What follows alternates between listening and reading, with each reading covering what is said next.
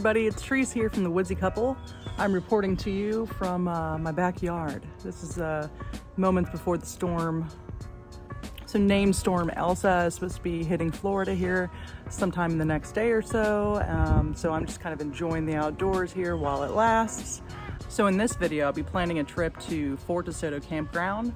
We're going there the weekend after Labor Day. We think that Labor Day is going to be super busy here in Florida, so we're hoping the weekend after will be a little bit more relaxing. If you're curious about Soto or want to plan a trip there yourself, stay tuned. This video is for you.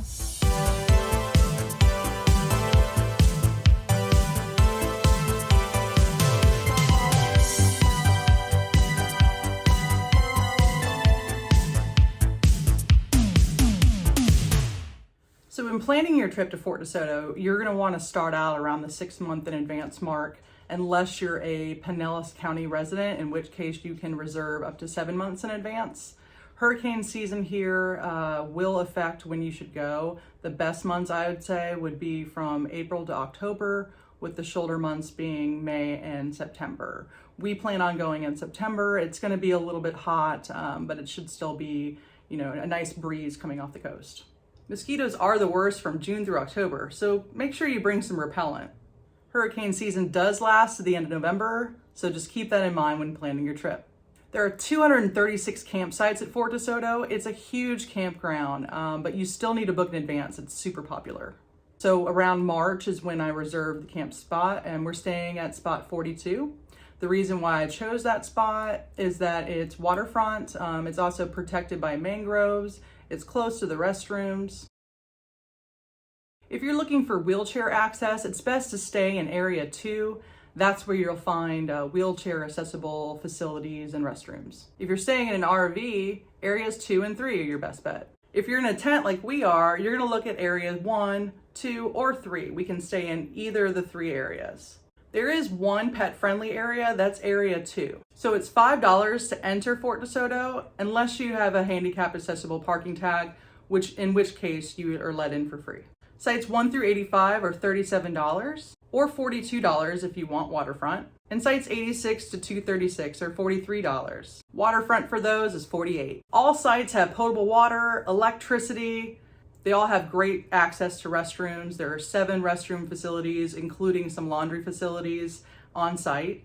Check-in time is after 1 p.m. and check-out time is promptly at 11 a.m. Any unregistered guests need to leave the campground by 10 p.m., so make sure that your guests' names are on your registration when you arrive. So to reserve a campsite, you actually have to create an account on the Pinellas County Parks page. What they don't tell you on the website is that raccoons are pretty prevalent here, so make sure, just like you would with bears, that you wrap up your trash and your food and you really put those away, or make sure you dispose of those before you go away. Walk away from your campsite, just turn your head or try to go to sleep for the night. Those raccoons are pesky.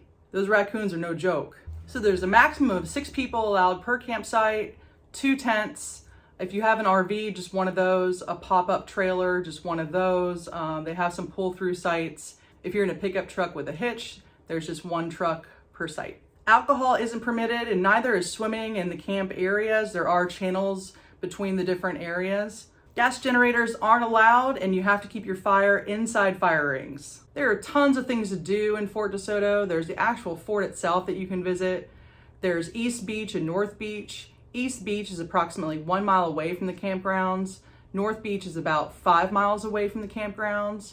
North Beach is where you'll find the dog beach. It's where you'll find some great kayaking areas. It's also where you'll find a 1.4 mile nature trail loop. All along Soto, there's a 4.3 mile multi-use paved trail. When you're staying in Soto, one thing that I completely recommend is taking a kayak or a stand-up paddleboard out to Shell Key Preserve.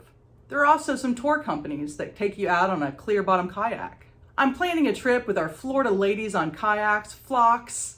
It's a group on Facebook. Go ahead and join it. August 1st, we're planning a kayak trip, a paddle out to Shell Key Preserve. So I hope you got some good information out of this video and you're enticed to plan your own trip to Soto.